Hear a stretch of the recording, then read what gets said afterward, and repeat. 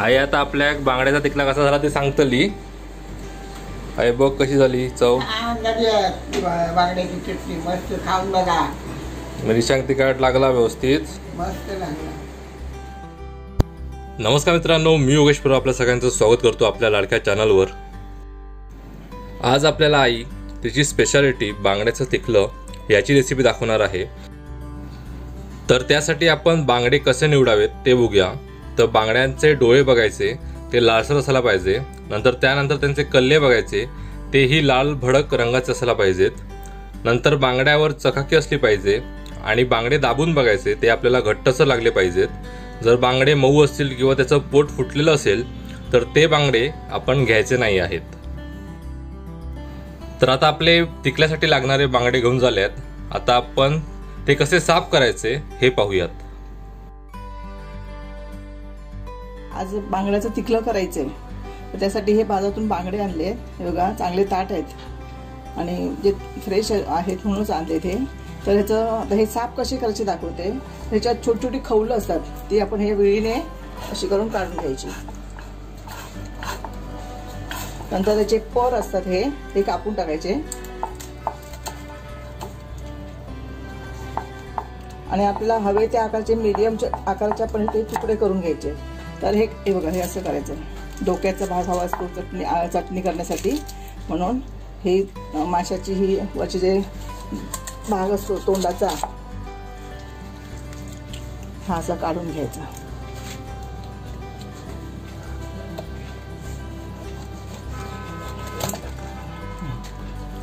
हे साफ करून असं घ्यायचं आणि म्हणजे आपल्याला हवे त्या आकाराचे लहान त्याचं तिखलं करायचं। म्हणजे लहान लहान आकाराचे मी तुकडे करून घेणार आहे असे।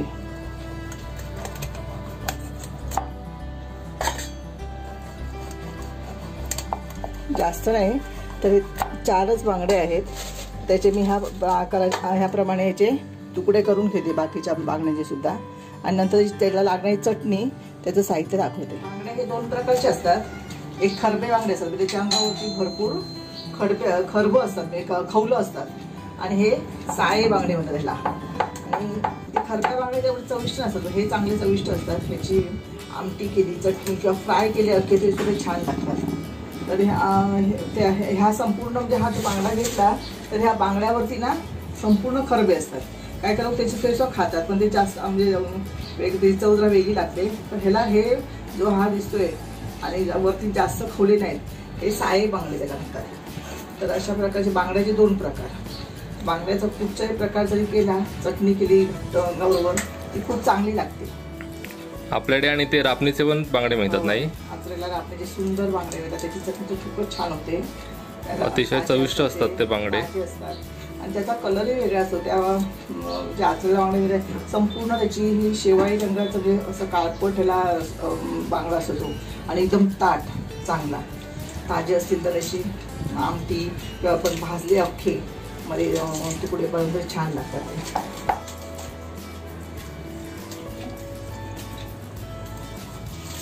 बांगडे धुतेवेळी हा जो याच्यामध्ये जो काळा भाग आहे हा संपूर्ण काढायचा, म्हणजे स्वच्छ धुवून घ्यायचे ते। कारण हा जो ह्याच्यामध्ये काळा भाग आहे त्यामुळे म्हणजे त्याला खायला असं बरं वाटत नाही, आडूटपणा लागतो, म्हणून स्वच्छ धुवून घ्यायचा। पोटाकाचा भाग आहे तो नळाखाली करून एकदम स्वच्छ करायचं। आणि नंतर मग वाटप होईपर्यंत ह्याला मीठ लावून जरासं मीठ लावून ठेवायचं।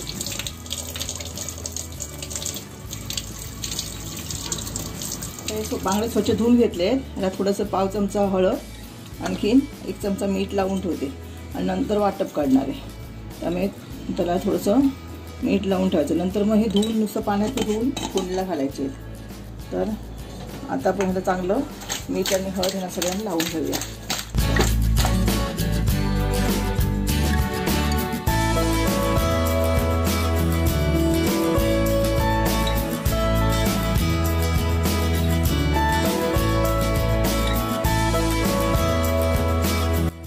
बांगड्याचं तिखलं करण्यासाठी लागणारं वाटप आम्ही पाऊण नारळ घेतलाय, म्हणजे अर्ध आणि थोडं जास्त असं खोबरं किसून घेतलंय।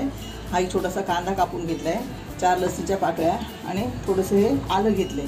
आता हळद घातली थोडीशी, आता या तिखटासाठी मी ह्या बेडगी मिरची घेतली, ह्या 12 मिरच्या घेतल्या आहेत. आता याच्यामध्ये मी अंदाजे 2 चमचे एक धणे घालणार आहे,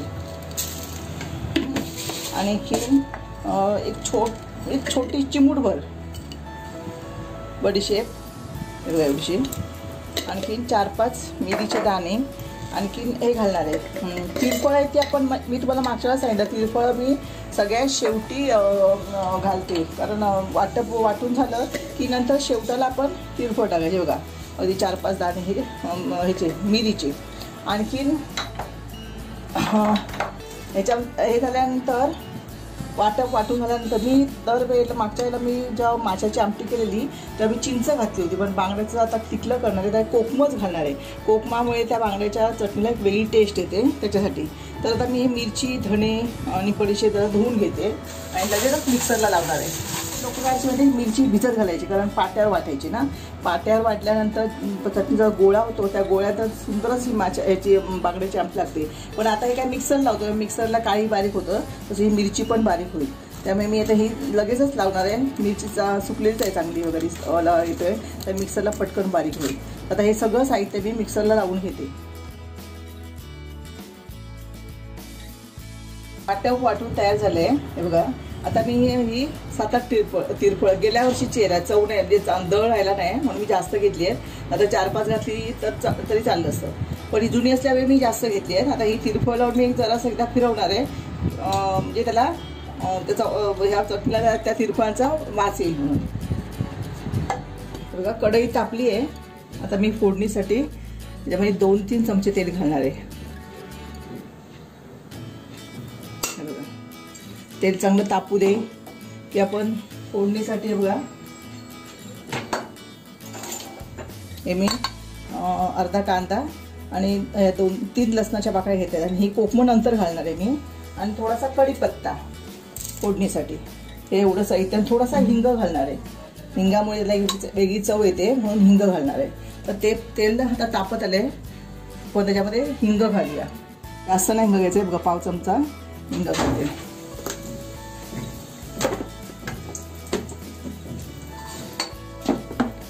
आता मी कांदा आणि लसूण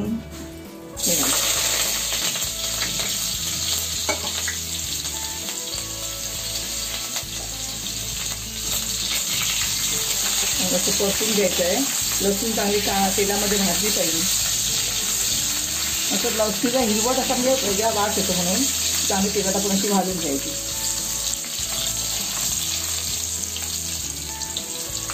बघा लसणीला तांबूस वास रंग आला.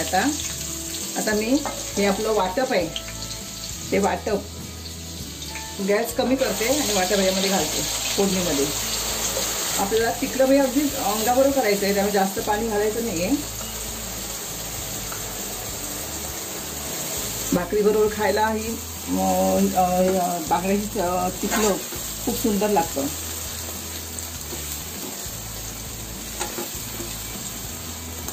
आता थोडंसं मी त्यात पाणी घालते, कारण हे शिजायला हवं आहे ना.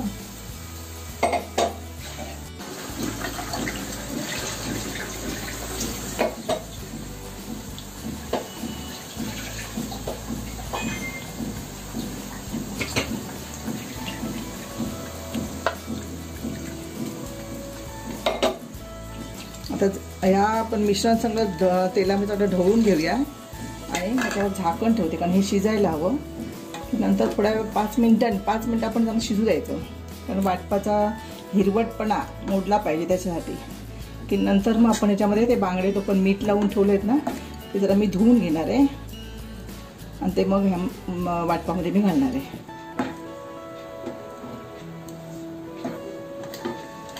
बघा आता त्याला शिजायला लागलं, हे बुडबुड येतात, त्याच्यावर झाकण ठेवते, आता हे बाहेर उडणार म्हणून.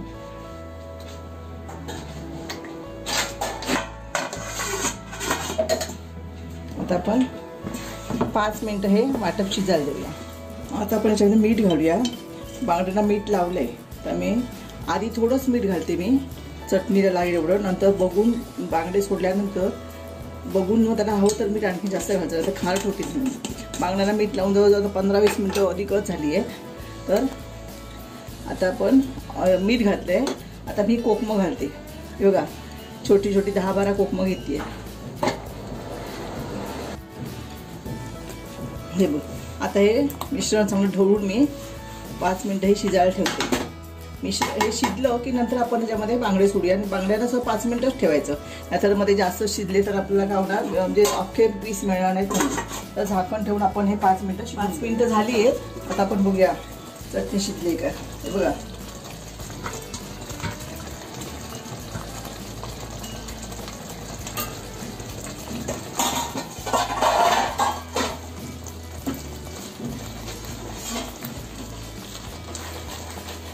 आता ह्या वाटपामध्ये आपण हे मी बांगड्याला मीठ लावून ठेवलं होतं ना ते धुवून ठेवलं धुतले. आता ह्याच्यामध्ये मी सोडून घालते.